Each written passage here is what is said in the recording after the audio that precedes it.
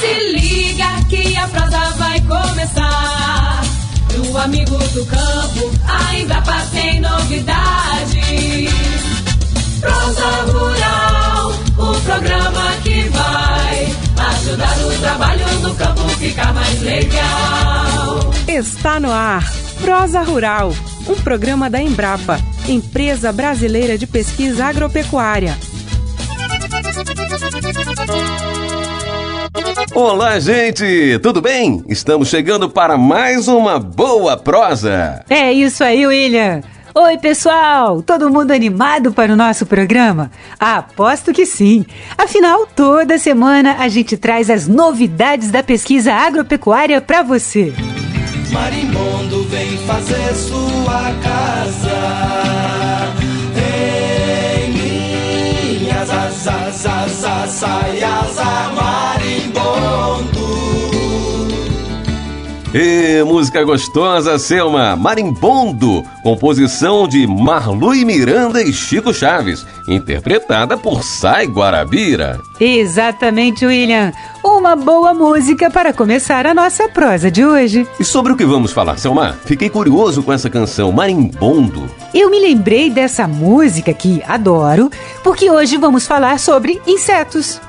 Insetos muitas vezes são um grande problema em lavouras, hortas. Pois é. Muita gente vê os insetos apenas como pragas. E se você ouvinte também pensa assim, não pode perder toda a nossa prosa de hoje. Exatamente! Hoje vamos entender as relações que existem entre diferentes insetos e também entre esses bichinhos e o meio ambiente. É isso aí, Selma. Muita gente ainda não sabe que existem os insetos benéficos. Sim, William. E não estamos falando apenas dos polinizadores, como as abelhas, que são tão importantes para as plantas. É verdade. Temos também os chamados inimigos naturais dos insetos considerados pragas. Eles são inimigos das pragas, mas são nossos amigos. Na natureza existe muita sabedoria, não é, William? Demais, Selma. Nos ambientes naturais, os seres interagem e se sustentam, produzindo em colaboração mais vida. Alguns insetos podem prejudicar uma planta, mas outros podem controlar as populações das chamadas pragas e impedir que elas destruam as plantações. Ou seja, a própria natureza nos oferece elementos para o manejo das lavouras. É verdade, William. Mas para contar com essa ajuda dos insetos benéficos, precisamos estar atentos. Isso mesmo, e assim podemos favorecer o chamado controle biológico conservativo. Mas para entender melhor tudo isso, vamos a Sete Lagoas, Minas Gerais, ouvir as explicações do pesquisador Walter Matrângulo, da Embrapa Milho e Sorgo. E para conversar com Walter, a jornalista Marina Torres já está a postos. Acompanha aí. Um dedo de prosa.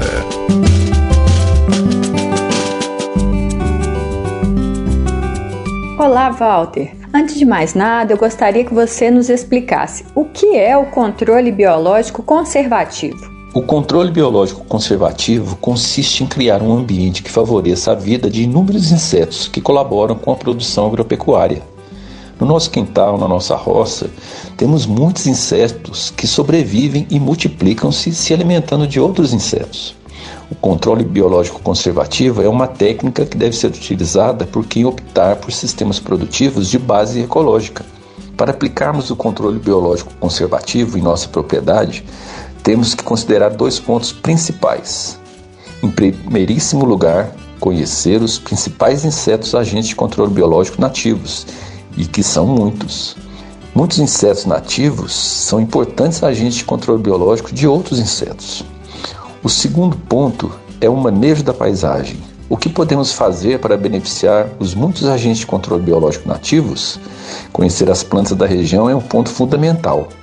Em que época estão as flores? Temos flores o ano inteiro? Néctar e pólen são alimentos para muitos desses amigos naturais, os agentes de controle biológico nativos. Manejar a paisagem é isso. Se tiver matas, vamos protegê-las. E se não tivermos matas, vamos plantá-las. E quais plantas serão mais favoráveis para a recomposição florestal? De preferência, as da região ou do bioma. Ou seja, o controle biológico conservativo depende da biodiversidade local, dos insetos e das plantas. Está aí uma tecnologia que, sem o conhecimento e participação da agricultora e do agricultor, não vai dar certo. Os insetos estão em nosso planeta há mais de 400 milhões de anos. A agricultura existe há pouco mais de 10 mil anos, ou seja, temos muito que aprender com eles. Representam mais de 70% de todas as espécies de seres vivos. Eram tantos insetos que alguns insetos se especializaram em se alimentarem de outros insetos. Será que nós chegaremos lá? Alguém aí comeria um inseto? E com temperinho? Bom, marimbondos comem insetos, joaninhas comem muitos pulgões e lagartinhas e ovos de outros insetos. Comer inseto? Isso aí não, hein, Selma? Pois é, William.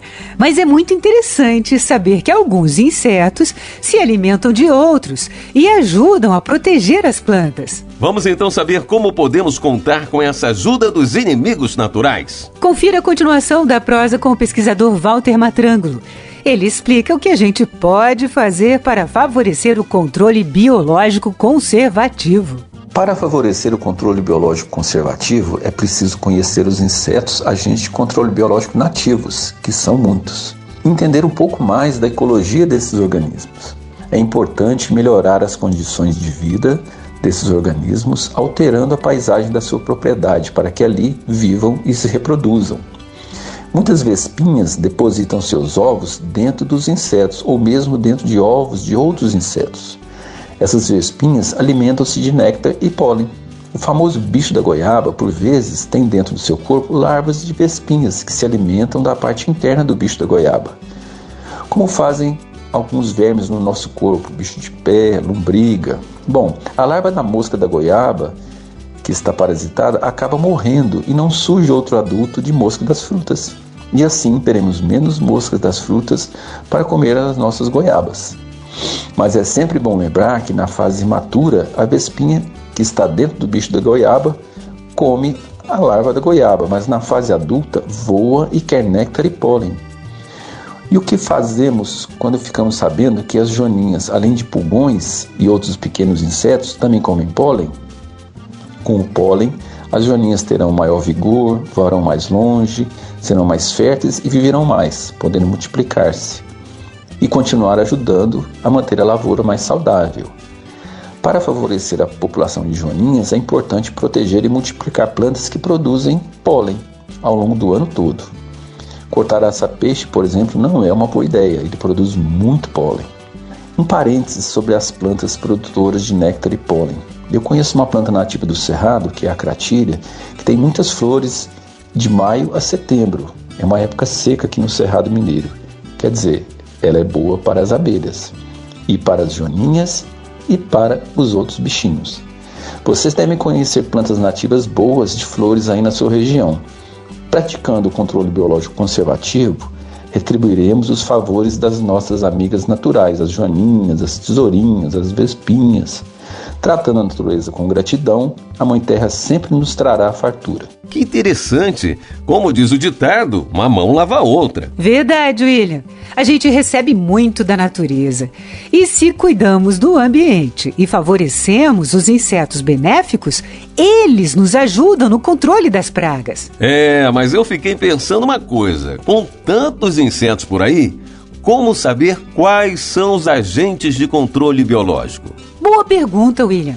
É muito importante saber reconhecer quais insetos podem prejudicar as plantas e quais são os inimigos naturais. E como podemos aprender a identificar?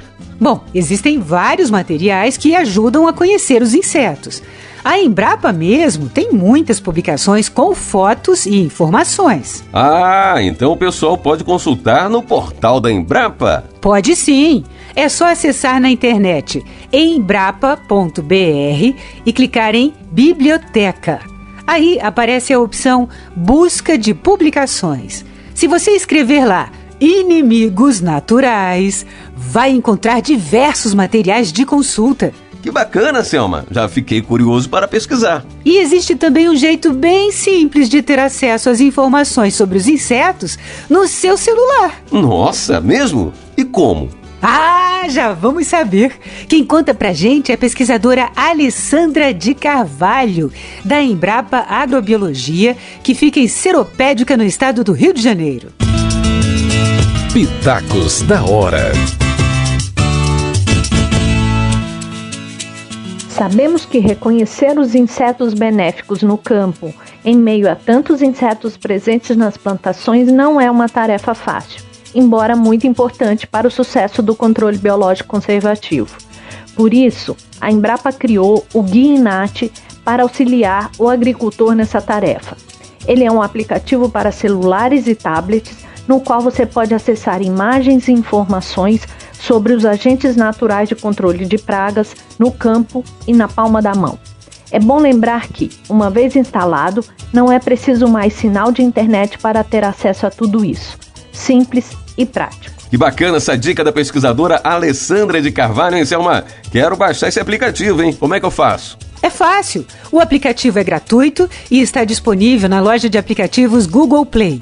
É só buscar Guia INAT, que se escreve I-N-N-A-T. INAT. Já vou baixar e começar a conhecer os insetos, que são agentes naturais de controle de pragas. E por falar em conhecer insetos, o pesquisador Walter Matrângulo tem um caso curioso. Vamos ouvir? Favas contadas.